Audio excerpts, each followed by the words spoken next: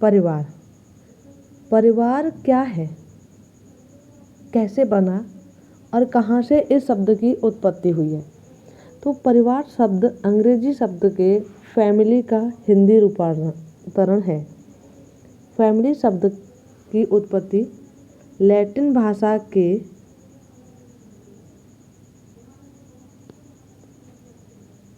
परिवार शब्द की उत्पत्ति लैटिन भाषा के फैमुलस से हुई है, जो प्राय एक ऐसे समूह के लिए प्रयुक्त होता है जिसमें माता पिता बच्चे आदि शामिल होते हैं। साधारण शब्दों में एक विवाहित जोड़े को परिवार की संज्ञा दी जाती है। किसको दी जाती है परिवार की संज्ञा? एक विवाहित जोड़े को, यानी कि जो विवाहित जोड़ा होता है वो एक फैमिली में कन्वर्ट हो जाता है। एक परिवार होता है जिसमें माता पिता बच्चे लोग आदि रहते हैं। किंतु समाजशास्त्रीय दृष्टिकोण से इसे परिवार शब्द का प्रासंगिक मापदंड नहीं है, यानी कि जो वैवाहिक जोड़ा होता है उसको सामाजिक दृष्टि में सिर्फ एकमात्र वैवाहिक जोड़े को ही परिवार का दर्जा समाज में नहीं दिया गया है। सामाजिक दृष्टि से इसे परिवार शब्द का प्रासंगिक मापदंड नहीं कहेंगे, नहीं माना जाएगा। समाजशास्त्रियों के अनुसार परिवार में पति पत्नी और बच्चों का होना अनिवार्य होता है, यानी कि एक परिवार में माता पिता होंगे, उनके बच्चे होंगे, उसी को क्या कहेंगे? उसी को परिवार कहेंगे।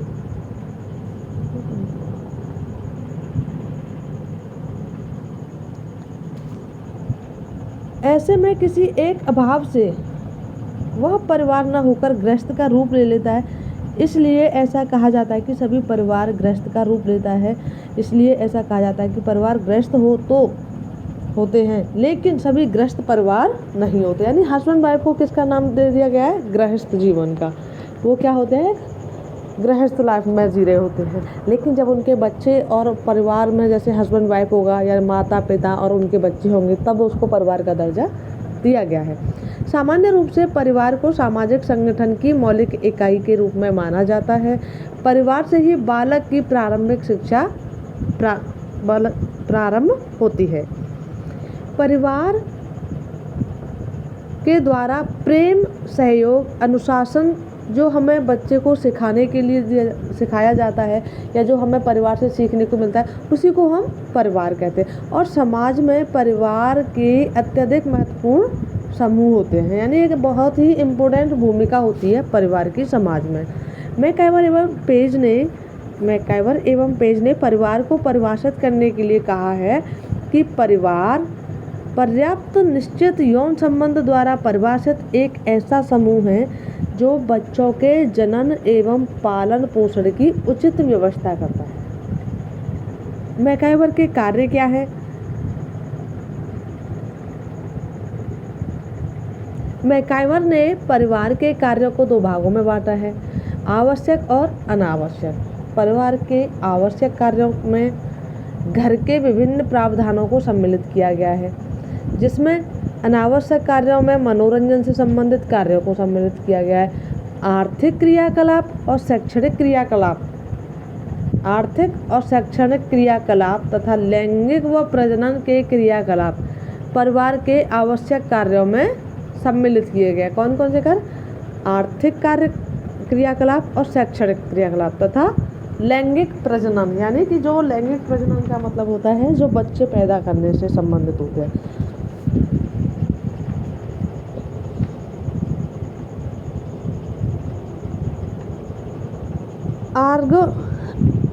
आगबर्न और निम्कोफ ने पारिवारिक कार्यों को 6 वर्गों में विभाजित कर दिया है। पहला है आर्थिक, प्रक्रियात्मक, रक्षात्मक, आनंदप्रद, धार्मिक और शैक्षणिक क्रियाकलाप।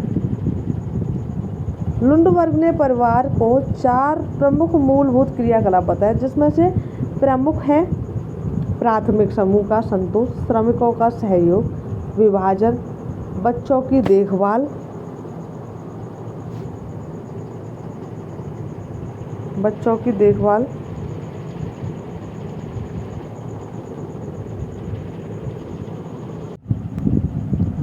तथा यौन व्यवहार एवं प्रजनन का नियमन। परिवार की विशेषताएं क्या होती है? परिवार की विशेषताएं होती है कि जो कई प्रकार से बताई गई। एक होती है वंशानुगत संबंध, यानी परिवार सदस्यों के बीच वंशानुगत संबंध होते हैं, यानी पीढ़ी दर पीढ़ी, तथा कुछ विशिष्ट गुण एक पीढ़ी से दूसरी पीढ़ी को प्राप्त हो जाते हैं। सामाजिक संस्था, परिवार सामाजिक संस्था की मौलिक इकाई के रूप में कार्य करता है। आर्थिक व्यवस्था, परिवार सदस्य अपने सभी सदस्यों की आर्थिक स्थिति को बेहतर करने के लिए वित्त की व्यवस्था करते हैं। वैवाहिक अनिवार्यता, परिवार में संतानोत्पत्ति एवं विवाह की अनिवार्यता होती है। वैवाहिक संबंध परिवार के वंश की वृद्धि के लिए उत्तरदायी होता है। सामाजिक सुरक्षा की मूलभूत इकाई, परिवार अंग के सभी सदस्य सुरक्षित महसूस करते हैं, जो उनके विकास के लिए महत्वपूर्ण है। परिवार का वर्गीकरण, सामान्य रूप से परिवार के दो वर्ग होते हैं, एकल और संयुक्त। एकल होता है सिंगल फैमिली और संयुक्त होता है जॉइंट फैमिली। लेकिन वर्तमान समय में इसके कुछ अन्य वर्ग भी प्रचलित हुए हैं जो निम्नलिखित है। जैसे कि एक होती है सिंगल फैमिली, जिसको एकल फैमिली कहते हैं। इसमें पति पत्नी और उनके अविवाहित बच्चे ही शामिल होते हैं। ऐसे परिवार में बढ़ती महंगाई और जनसंख्या के कारण अधिक प्रचलित हो रहे हैं। ऐसे परिवार में कुरीतियाँ, आलस्य का अभाव हमेशा रहता ही रहता है। व्यक्तित्व के विकास होता है, वह कलह की संभावना नहीं रहती है। यह संयुक्त परिवार की एक छोटी सी इकाई होती है, यानी कि जो भी सिंगल फैमिली होती है उसमें एक तो आलस नहीं होता है, क्योंकि वहाँ जो भी पेरेंट्स रहते हैं वो एक जिम्मेदार नागरिक की तरह रहते हैं और सारी मतलब आलस्य जैसी भावना को छोड़ करके अपने करियर का फोकस करते हैं। ऐसे परिवारों में लड़ाई झगड़े बहुत कम होते हैं, ठीक है। और जो भी वो लोग काम करते हैं, यानी कि जो जॉइंट फैमिली होती है, जो भी वो उनको काम करना होता है वो अपना काम खत्म करते हैं। उनके व्यक्तित्व का विकास होता है, वो घूमना फिरना, स्टडी करना और सोशल से रिलेटेड एक्टिविटी करना, जैसे तो इन सब में इन्वॉल्व होते रहते हैं। लेकिन संयुक्त परिवार, ऐसे परिवार में माता पिता, पुत्र पुत्री, भाई बहन, पुत्र वधू एवं उनके बच्चे, दादा दादी, चाचा चाची, ताऊ ताई सब एक साथ रहते हैं, एक ही घर में निवास करते हैं। इसमें आदर्श नागरिकों के गुणों का विकास होता है। ऐसे परिवार में क्या होता है, एक जॉइंट फैमिली होती है ना, वहाँ पे हर चीज़ को उनमें मिल बांट करके करने का साहस होता है, एक दूसरे की हेल्प करने की वो देखी जाती है। ऐसे में सामाजिक सुरक्षा की सिक्योरिटी थोड़ी सी अच्छी होती है कि हाँ ये इतने लोग हैं, अगर उनको कोई, तो सामाजिक सुरक्षा का मतलब उनके भावना बीच में विकास करती रहती है, ठीक है। श्रम विभाजन की व्यापक सुविधा रहती है, यानी कि जो काम करते हैं तो जैसे कोई भी काम है तो वो उनको जल्दी ख़त्म करने की, यानी श्रम विभाजन को, काम को अगर वो करते हैं तो कोई मिल बांट करके आपस में एक दूसरे को करते हैं। ऐसे परिवार में आलस्य का अभाव रहता है।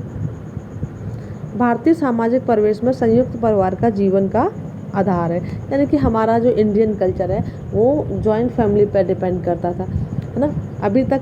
लेकिन अब इसमें काफ़ी परिवर्तन होने लगे हैं, तो लोग सिंगल रहना पसंद करते हैं, सिंगल फैमिली। अब आ जाते हैं कि परिवार के अन्य प्रकार। कई तरह के परिवार भी ऐसे सामने आ रहे हैं आजकल, देखा है कि मातृस्थान परिवार, यह वो परिवार है जिसमें विवाहित युगल स्त्री के परिवार के साथ निवास करता है, यानी कि एक पर्सन ने शादी की और वो अपने ससुराल में जाके सेटल हो गया। पितृस्थान परिवार, यह परिवार वो परिवार है जिसमें विवाहित युगल पुरुष के परिवार में निवास करता है जाके, जैसे कि किसी लड़की की शादी हो गई तो वो अपने पति के घर पर रहने चली गई। वैवाहिक परिवार एक एकल परिवार का ही रूप है, इससे संतान बढ़ाने वाला परिवार भी कहा जाता है। यह वह परिवार होता है जो एक के बाद एक विवाह के बाद बनता चला जाता है, एक के बाद एक। ये कहते हैं वैवाहिक परिवार। एक होता है समरक्त संबंधी परिवार, यह यह भी संयुक्त परिवार का ही एक छोटा सा रूप होता है, जिसमें अभिविन्यास परिवार भी कहा जाता है, जिसमें समान रक्त समूह के लोग सम्मिलित होते हैं, क्योंकि इनकी उत्पत्ति एक ही रक्त से होती है। परिवार का महत्व क्या होता है? परिवार के प्रासंगिक स्थान जहाँ सर्वप्रथम बालक का सामाजिकरण होता है। परिवार के बड़े लोगों का जैसा आचरण होता है और व्यवहार होता है, बालक भी वैसा ही आचरण और व्यवहार करने का प्रयत्न करते हैं।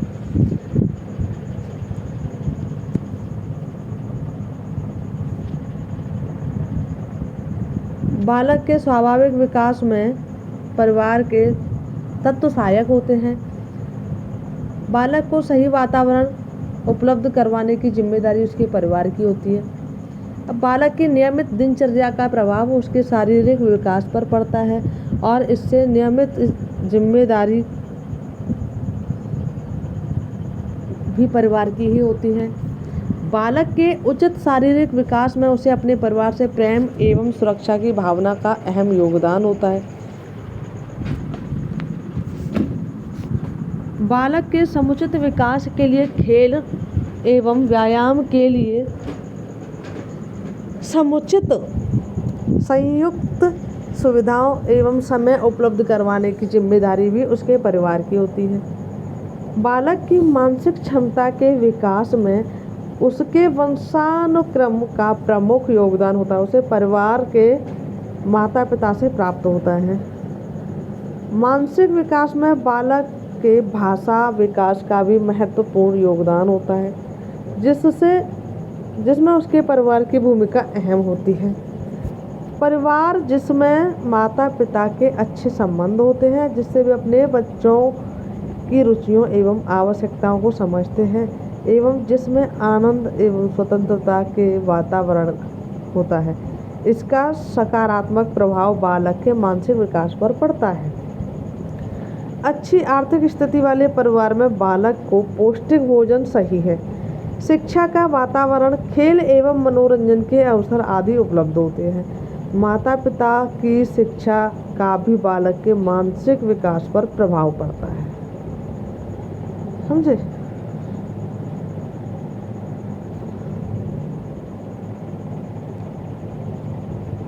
चलिए आगे चलते हैं। मित्र का हमारे जीवन में एक महत्वपूर्ण योगदान होता है। बालक के कार्यों में उसका सहयोग करने अथवा उसके साथ खेलने वाला बालक उसका मित्र होता है। यह आवश्यक नहीं कि समुदाय के सभी बालकों के साथ बालक के संबंध अच्छे हों।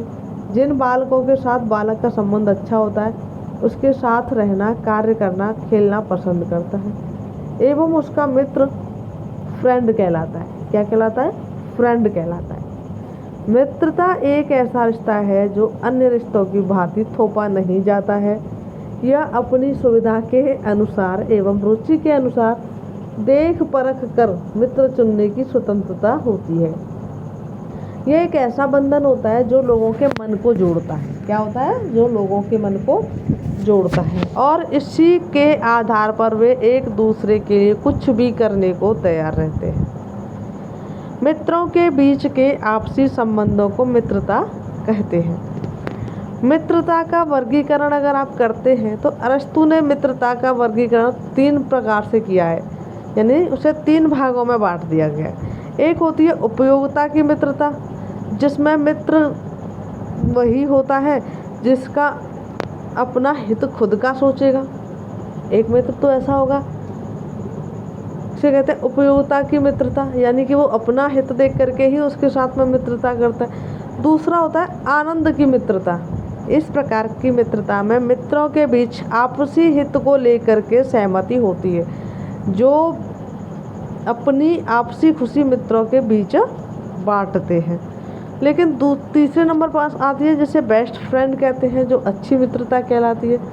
इस प्रकार की मित्रता में 2 मित्रों के बीच आपसी सम्मान का भाव होता है और एक दूसरे के साथ आनंद लेते हैं। इसमें मित्रता हित पूर्ति व आनंद के लिए नहीं होती है। ये क्या करते हैं? वो अपनी जो फ्रेंडशिप होती है वो एक दूसरे का लालच नहीं देखेंगे, एक दूसरे से अपने हित का नहीं सोचेंगे। यानी मित्रता को उन्होंने 3 कैटेगरी में बांट दिया। एक होती है उपयोगिता की मित्र, यानी कि अपना फ़ायदा देख कर के मित्रता करना। दूसरी होती है कि सिर्फ अपना एंजॉयमेंट करेंगे, बाकी कौन क्या कर रहा है उनको किसी से कोई लेना देना नहीं होगा। तीसरा होता है जिसको हम बेस्ट फ्रेंड कहते हैं, चाहे कुछ भी होता रहे अपनी मित्रता का भाव वो कब नहीं होने देंगे, एक दूसरे के प्रति सम्मान का भाव रखेंगे। अब आ जाता है आपका मित्रता का महत्व क्या है। तो मित्रता का महत्व, मित्र व मित्रता का महत्व बच्चों के सर्वांगीण विकास में सहायक सिद्ध होता है। इस प्रकार से मित्रता के कुछ निम्नलिखित महत्वपूर्ण पॉइंट हैं जिनको हम आगे बताएंगे आपको। यानी एक मित्र बालक के खेलकूद एवं अन्य कार्यों को संपन्न करने में सहायक होता है। एक अच्छा मित्र बालक को कुसंगति से बचाने की कोशिश करता है, यानी गलत आदतों में नहीं धकेलता है।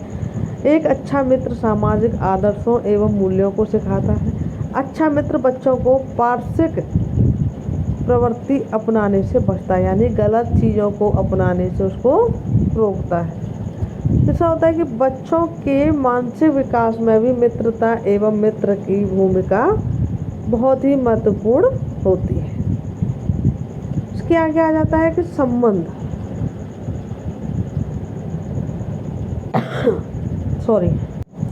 संबंध किसे कहते हैं। संबंध जो रिलेशन होते हैं ना, वो बुनियाद होती है जिसमें 2 अथवा 2 से अधिक लोग खून या विवाह और भावनाओं के साथ एक दूसरे से जुड़े होते हैं। यह बालक परिवार के सदस्यों एवं रिश्तेदारों से प्रत्यक्ष और परोक्ष रूप से आदर्श, मूल्यों, रीति रिवाजों एवं विश्वासों को धीरे धीरे सीखता है। बालक के सभी संबंधियों एवं उसके व्यक्तित्व के विकास पर इसका बहुत ही प्रभाव पड़ता है, किंतु परिवार के सदस्यों का उस पर गहरा प्रभाव पड़ता है। जैसे बालक बड़ा होता है वैसे वैसे वो अपने माता पिता, भाई बहन एवं अन्य सदस्यों के संपर्क में आते हुए प्रेम, सहानुभूति, सहनशीलता तथा सहयोग आदि अनेक सामाजिक गुणों को आत्मसात करने लगता है। समझ में आ गया। संबंध क्या होते हैं, जो हमारे खून के रिश्ते होते हैं या जो वैवाहिक संबंध होते हैं, वैवाहिक संबंधों से जुड़े हुए जो रिश्ते होते हैं वही हमारे रिलेशन होते हैं, उन्हीं को हम रिश्तेदार कहते हैं। ठीक है, जो हमारे आपसी परिवारों के बीच में एक मेल जोल बना के रखते हैं, जो एक कल्चर होता है। जैसे माता पिता के साथ में हमारा जो संबंध है, भाई बहनों के साथ में हमारा जो संबंध होता है, उसी को क्या कहते हैं हम, संबंध या रिलेशन का नाम दिया जाता है।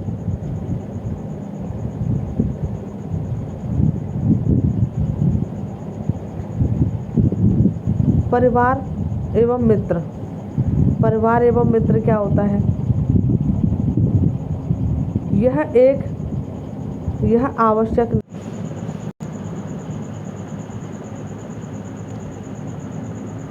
परिवार एवं मित्र यह आवश्यक नहीं होता कि प्रत्येक बालक के परिवार में चाचा चाची, बुआ फूफा जैसे संबंधी विद्यमान हो।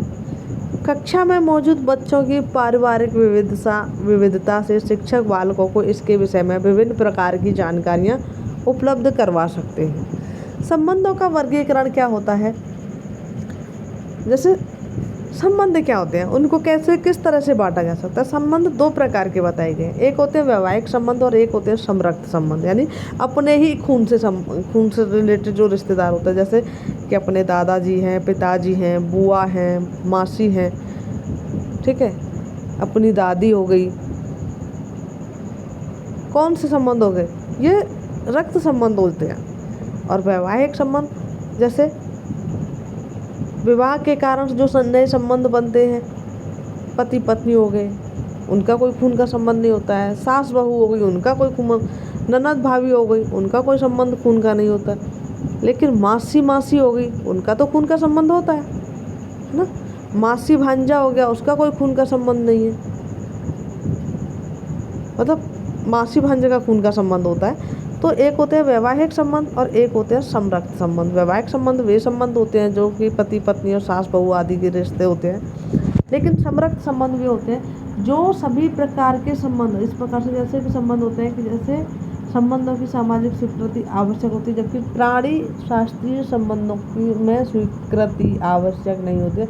जैसे माता पिता एवं भाई पुत्र पुत्री के बीच का जो संबंध होता है उसको क्या बोलते हैं? समरक्त संबंध बोलते हैं।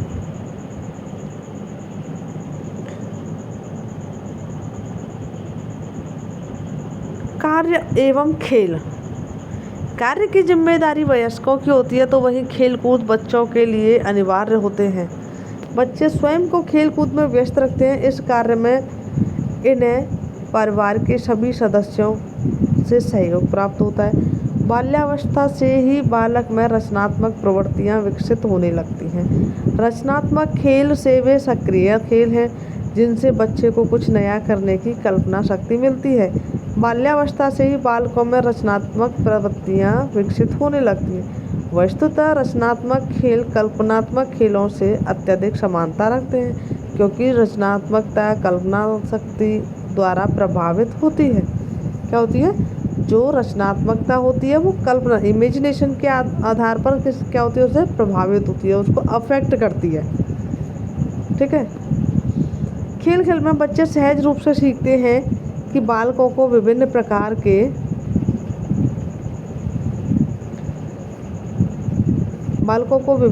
के प्रयोगों एवं खेलों द्वारा सीखना अधिक आसान होता है। अगर बच्चों को हम कोई चीज़ खेल खेल में सिखाएं तो वो आसानी से सीख जाते हैं और इससे पाठ और भी इंटरेस्ट हो जाता है। जैसे में वो इंटरेस्ट लेते हैं और ऊपर से एक लगाना यानी ब्लॉक जोड़ करके आकृतियाँ बनाना आदि रचनात्मक खेल होते हैं जो बालकों द्वारा खेला जाता है। उसे प्रोजेक्ट विधि, किंडरगार्टन विधि या मोंटेसरी विधि के द्वारा, डाल्टन विधि के द्वारा, ह्यूरिस्टिक विधि, बेसिक शिक्षा इत्यादि खेलकूद एवं सामान्य क्रियाकलापों द्वारा बच्चों को शिक्षा देने की कुछ प्रमुख विधियां जो होती हैं वो प्रचलित हैं। क्या होता है कि जो भी बच्चों को जानकारी इसमें दी जाती है ना वो बड़ी रुचिकर होती है। हम बच्चों को कई तरह से सिखा सकते हैं। खेल कूद के माध्यम से हम बच्चों को आसानी से कोई भी चीज़ सिखा सकते हैं। अभी आ जाती है आपके खेल कूद में किस वस्तु का योगदान ज़्यादा होता है? क्या होता है? खेल कूद में किसी वस्तु का योगदान अत्यधिक होगा। तो ये देखिए, खेल का बालकों के विकास में योगदान। खेलकूद से बच्चों का शारीरिक व मानसिक विकास होता है। इसके लिए महत्व है कि हम निम्न रूप से देख सकते हैं। यह बच्चों के शारीरिक एवं मानसिक विकास, ज्ञानात्मक क्षमता के विकास में भी सहायक होता है। इससे बच्चे स्फूर्ति यानी उनमें एक्टिवनेस बनी रहती है और साथ ही नियमित रूप से विभिन्न क्रियाकलाप कर लेते हैं। यानी बहुत सारी एक्टिविटी वो नियमित, जैसे कि खेल खेल में उनका रनिंग होना, खेल खेल में कुछ नया सीखना, एक्सरसाइज होना, ये सारे खेल से संबंधित पार्ट होते हैं।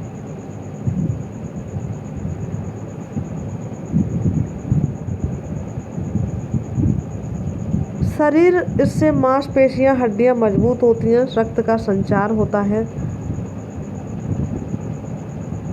पाचन क्रिया सही बनी रहती है, शरीर को अतिरिक्त ऑक्सीजन भी मिलता है। क्या होता है? शरीर को एक्स्ट्रा ऑक्सीजन मिल जाता है उससे।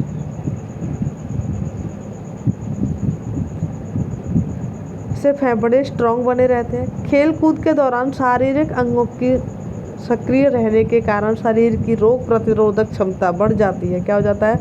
अगर बच्चे को खेल कूद पर भी ध्यान दिया जाता है तो बच्चे की जो रोग प्रतिरोधक क्षमता है ना वो बढ़ जाती है ना, वो जल्दी बीमार नहीं पड़ते हैं ऐसे बच्चे खास करके।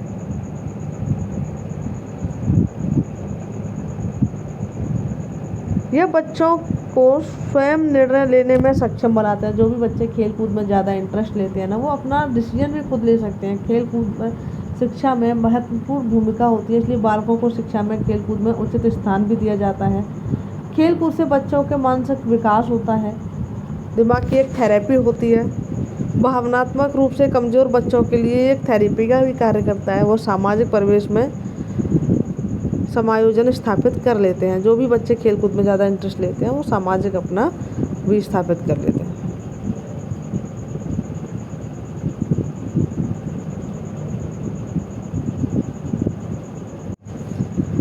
बच्चों आज का जो चैप्टर था हमारा वो यहाँ पे ख़त्म हो जाता है। आज के चैप्टर का नाम था परिवार एवं मित्र। परिवार एवं मित्र का मैं एक एनालिसिस से आपको बता देती हूँ कि परिवार हमारे लिए क्यों ज़रूरी है, कितने प्रकार के परिवार होते हैं। उसमें जो किस क्वेश्चन आते हैं वो सबसे पहले यही क्वेश्चन आते हैं कि परिवार कितने प्रकार के होते हैं, उनको कैटेगराइज कीजिए।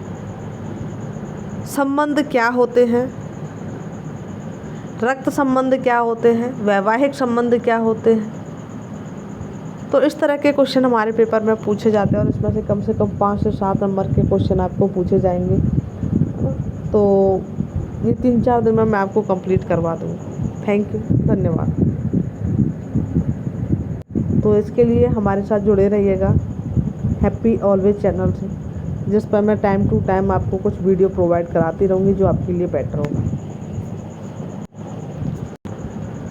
तो अधिक जानकारी के लिए इस चैनल को सब्सक्राइब कर दीजिए, अपने दोस्तों के साथ में शेयर कर दीजिए। Thank you.